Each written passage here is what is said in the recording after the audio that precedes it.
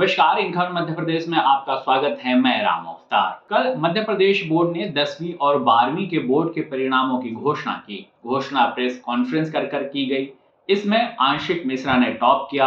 आंशिक science stream में भी टॉपर हैं। वहीं कॉमर्स से मुस्कान डांगी ने और वहीं आर्ट्स से जयंत यादव ने टॉप किया है। लेकिन यदि इस वर्ष के बोर्ड के परिणामों को ध्यान से देखें और समीक्षा करें तो आप देखेंगे कि प्रदेश के बोर्ड की परीक्षाओं में बच्चों का प्रदर्शन लगातार गिरता जा रहा है। ना ही ओवरऑल परसेंटेज गिरा है, बल्कि बड़े शहरों के मुकाबले छोटे शहरों के बच्चों ने बाजी मारी है। यदि बात करें आंकड़ों की तो 10वीं परीक्षा में 58.10% छात्र पास हुए हैं, यानी 41.9% 10वीं परीक्षा में पासिंग मार्क्स भी नहीं ला पाए।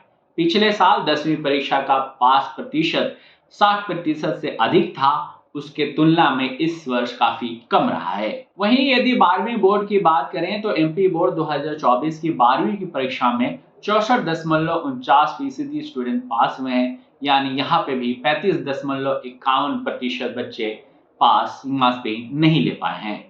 10वीं और 12वीं परीक्षाओं के परिणाम आ चुके हैं, लेकिन जो परिणाम आए हैं उनमें गिरावट देखने को मिली है। चाहे 10वीं बोर्ड परीक्षा की बात की जाए, चाहे 11वीं बोर्ड परीक्षा की बात की जाए।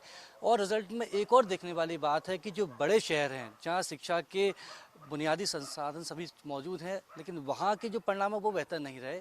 छोटे शहरों से बेहतर परिणाम आए हैं। तो इसको लेकर बात करने के लिए हमारे साथ मौजूद है शिक्षाविद अखिलेश श्रीवास्तव जी। उनसे बातचीत करेंगे। सर, आपको क्या लगता है ये गिरावट का कारण? गिरावट के कुछ एक अकेला कोई कारण नहीं है, एक दो कारण हैं उसके पीछे। एक तो बड़ा कारण ये है कि जो जो आपने कहा कि छोटे शहरों के जो बच्चे हैं वो आगे निकले हैं। तो एक तो छोटे शहरों में जो प्रमुख कारण ध्यान में आता है वो ये है, एक तो पढ़ाई के प्रति गंभीरता तो है ही। दूसरा, बड़े शहरों में जो ज़्यादातर बड़े स्कूल हैं वो सब सीबीएसई में चले गए। और भोपाल की यदि हम बात करें तो सुभाष जो एक्सीलेंस है, ऐसे बड़े स्कूल भी हैं, पर उनके परीक्षा परिणाम उतने अच्छे नहीं हैं, क्योंकि वहाँ बरसों से एक ही तरह का पैटर्न चल रहा है। बहुत सारे एक्स्ट्रा करिकुलर एक्टिविटीज़ तो कितनी होती पता नहीं, पर बहुत सारे कार्यक्रम वहाँ पूरे वर्ष भर वहाँ चलते रहते हैं। तो फोकस थोड़ा सा बड़े शहरों का पढ़ाई से थोड़ा हटा है। छोटे शहरों के यानी गुदड़ी के लाल जो है वो, जैसे कॉमर्स की जो छात्रा है मुस्कान दांगी, वो एक गांव की रहने वाली लड़की है और श्रवण सरस्वती शिशु मंदिर से। पूरी प्रावीण्य सूची में भी हम यदि देखेंगे तो छोटे शहरों के बच्चों ने बाजी मारी है और बड़े शहर कहीं ना कहीं पिछड़े हैं। उसका एक बड़ा कारण ये है कि जो बड़े स्कूल हैं बड़े शहरों के, वो सीबीएसई में चले गए हैं और बाकी जो सरकारी मशीनरी है वो थोड़ी सुस्त सी दिखाई पड़ती है। इसके कारण से ये परिणाम, परीक्षाफल परिणाम बड़े शहरों के थोड़े बदतर हुए हैं।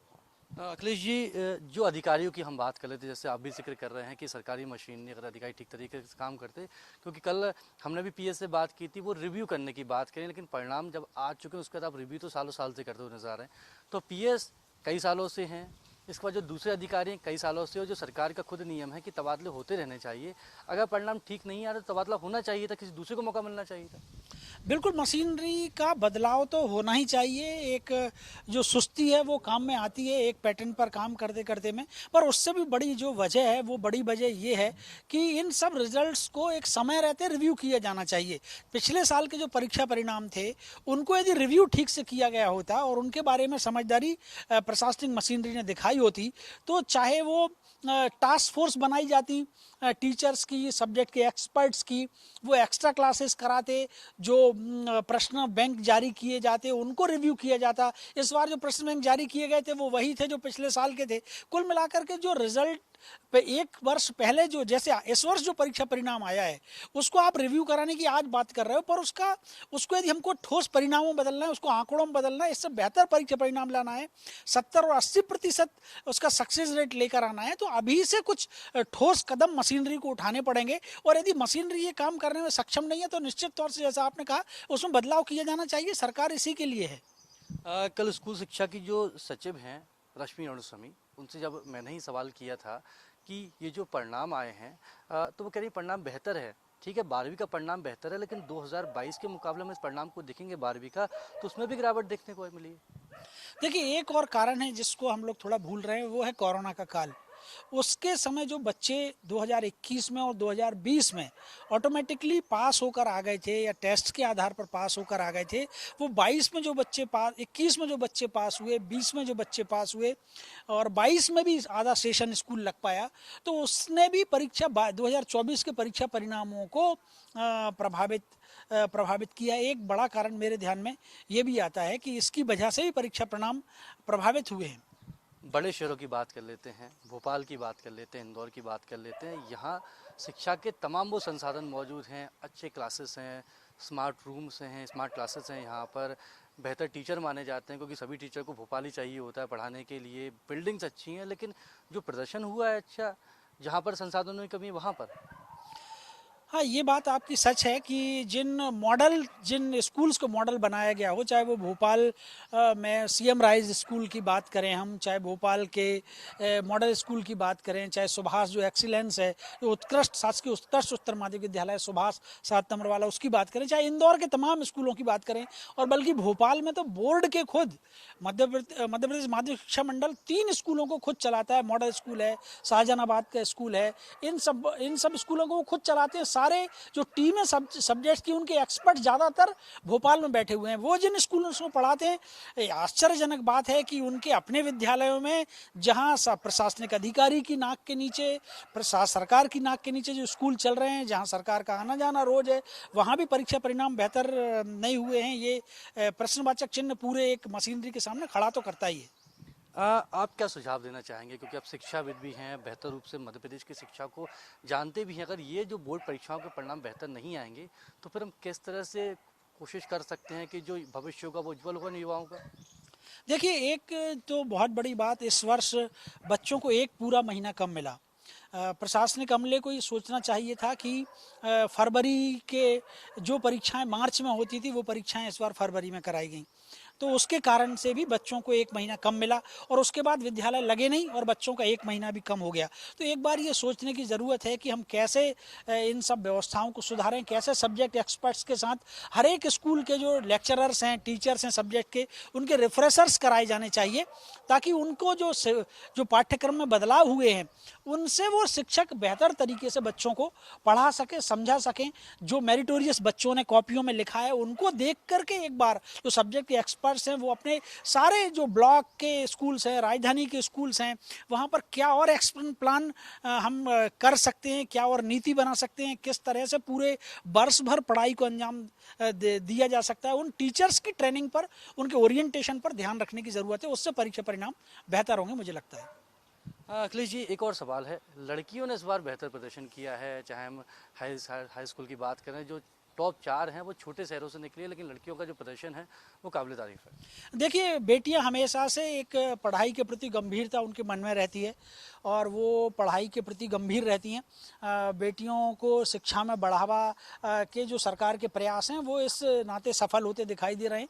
उनकी पढ़ाई की गंभीरता परीक्षा परिणाम में, इसलिए उनका रिजल्ट हमेशा अच्छा रहता है। बेटों को भी, बच्चों को भी इस ओर थोड़ा सा ध्यान और गंभीरता, बाकी एक्स्ट्रा कैरिकुलर एक्टिविटीज़ से हटाकर जो स्कूलों में होने वाली एक्स्ट्रा कैरिकुलर एक्टिविटीज़ है, मैं उनकी तरफ बात नहीं कर रहा, पर जो ध्यान भटकाने वाली गतिविधियां हैं, बेटों को भी, बच्चों को भी, छात्रों को भी उससे हटाकर फोकस पढ़ाई पर करना चाहिए, ताकि बेटियां जिस तरह से परीक्षा परिणाम बेहतर कर रही हैं, हमारे बेटे भी उस तरफ बढ़े। बेटियों को बहुत बहुत बधाई, और वो ऐसे ही परीक्षा परिणाम बेहतर दे, क्योंकि उनमें एकाग्रता की बहुत अधिकता होती है, वो एकाग्रचित होकर पढ़ती है, इसलिए उनके परिणाम और बेहतर आते हैं। उन परिजनों को लेकर आप क्या सलाह देंगे, क्योंकि जो परिजन होते हैं कहीं वो भी अपने बच्चे पर प्रेशर डालते हैं कि आप बड़े शहर में जाइए, वहाँ पढ़ाई कीजिए, लेकिन इस बार जो परिणाम है वो छोटे शहरों ने दिया है। बिल्कुल, ये बहुत खुशी की बात है कि जो छोटे शहर हैं, जो तहसील के लेवल के हैं, बल्कि और उससे छोटे हैं, जो टप्पे हैं, जो छोटे छोटे गाँव के बच्चे हैं, वहाँ के, चाहे वो सरकारी स्कूल हों और चाहे निजी स्कूल हों, बहुत बेहतर परिणाम वहाँ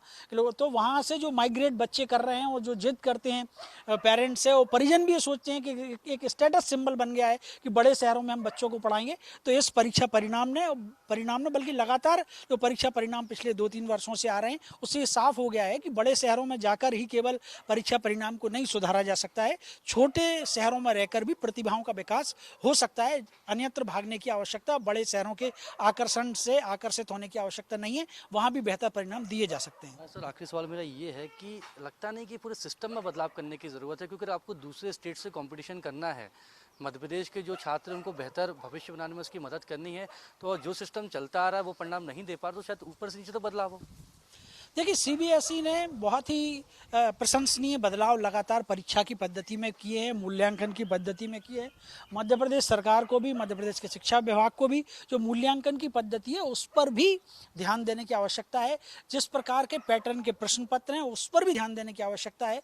साथ ही साथ जो इस बात को मैं पुनः दोहराना चाहूँगा कि जो लेक्चरर्स हैं, जो उच्च श्रेणी शिक्षक हैं, जो यूडीटी हैं, उनके रिफ्रेशर कराने की बहुत आवश्यकता है, ताकि हमारे बच्चों की उनके गाइडेंस में अच्छी तैयारी कराई जा सके।